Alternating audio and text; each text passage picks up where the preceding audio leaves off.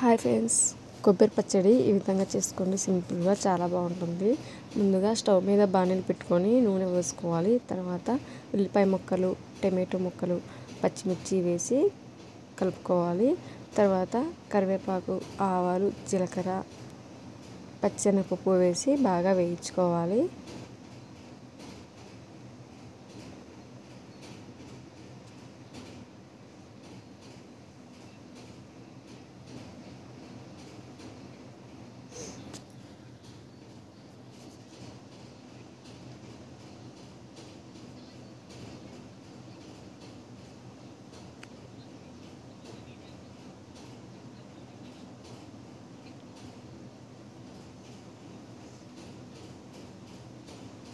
బాగా వేయించుకున్న తర్వాత ఒక ప్లేట్లో తీసుకొని పక్కన ఉంచుకోవాలి. తర్వాత అదే నూనెలో కొద్ది కొబ్బరి వేసి 1 నిమిషం బాగా వేయించుకోవాలి.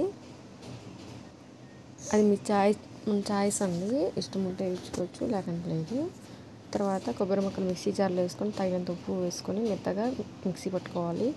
తర్వాత మనం ముందుగా వేయించి పెట్టుకున్న టమాటా ముక్కలు, పచ్చిమిర్చి, ఉల్లిపాయ ముక్కలు వేసి చింతపండు కొద్దిగా నానబెట్టుకొని కొద్దిగా వేసుకోవాలి.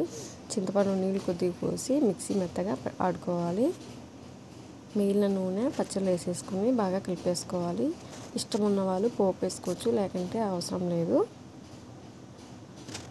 అంతే అండి, చాలా సింపుల్గా కొబ్బరి పచ్చడి రెడీ.